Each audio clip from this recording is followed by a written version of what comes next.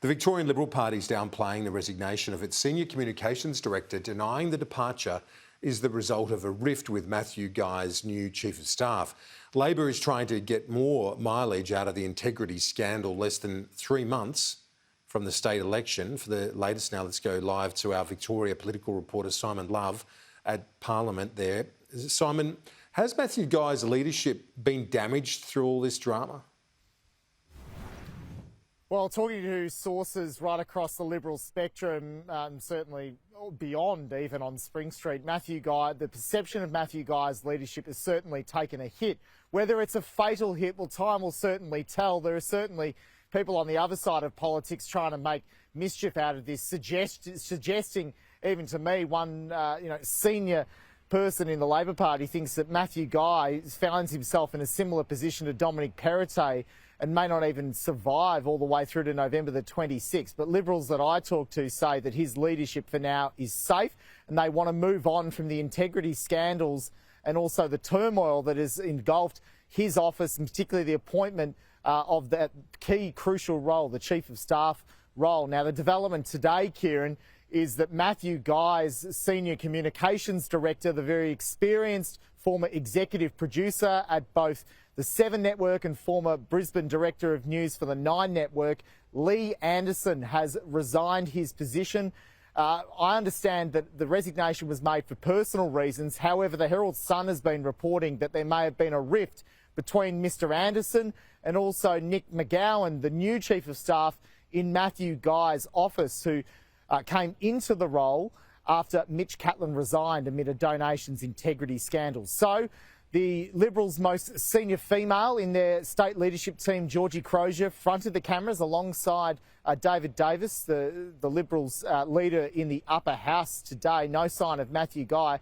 Georgie Crozier denied that there was a rift between the communications director and the new chief of staff. This is a decision made by Lee. It's a personal decision. He's returned home interstate. I'm not privy to those reasonings. Lee was awesome. We all loved Lee. Lee has returned home to interstate and he is gone for personal reasons. And Kieran, you certainly mentioned that the Labor Party is trying to gain some political mileage out of this. The next sitting week will be next week, so we'll just have to wait and see if more revelations come to light that could destabilise, I guess, the momentum, the political momentum for Matthew Guy leading up to November the 26th.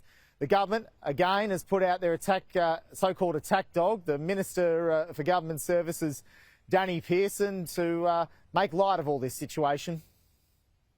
Aides have resigned, they've quit, and he needs to come out and explain what's happened in his office. The first objective should be that Matthew Guy needs to come forward and answer these questions. And the fact that he hasn't answered these questions, I mean, it draws one to the conclusion that he's worried that if he came out and fronted the cameras, he may well implicate himself.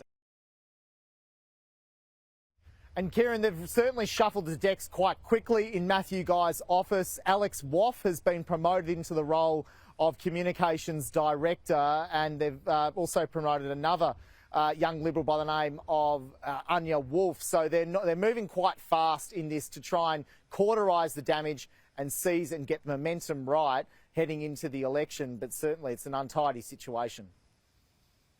Yeah, I tell you what, it sure looks like it from here. And Simon, the government has defended one of its ministers over a war of words with the Integrity Commissioner. Yeah, this relates to the current Minister, Harriet Shing, who, as a chair of a parliamentary committee, the Oversight and Integrity Committee, that committee looked into the matter of witness welfare with integrity agencies. The integrity agencies, obviously, the main focus there being IBAC, the state's corruption watchdog. Now, you may remember in May, we reported that that Ms Shing actually cut short the public broadcast of a hearing when Liberal MPs quizzed the IBAC Commissioner as to why the Premier, Daniel Andrews, was allowed to give evidence to IBAC in private. Now, ultimately, in May, that was never revealed due to legal issues that IBAC and both the Premier knew, but it was ultimately revealed about a couple of weeks ago in an IBAC report that Daniel Andrews did give evidence in secret.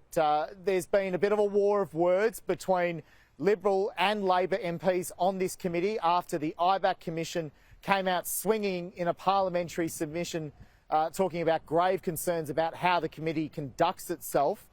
The chair has defended, the current chair, Gary Mars, has defended himself, but the deputy chair, the Liberal Brad Rosewell, spoke to me for Sky News, and he wasn't too happy with how the government's playing this.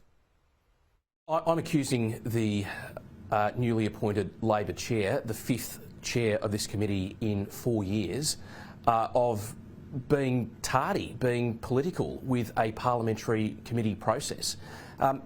Matters of integrity, matters of oversight, matters of consideration by this committee should be beyond reproach. We, as a committee, on behalf of the Parliament, have important work to do. They shouldn't be interfered with, or they shouldn't be a political plaything. And the Deputy Premier, Jacinta Allen-Keiran, has certainly defended the conduct of Harriet Shing in a press conference this morning. Simon, thank you for that. Now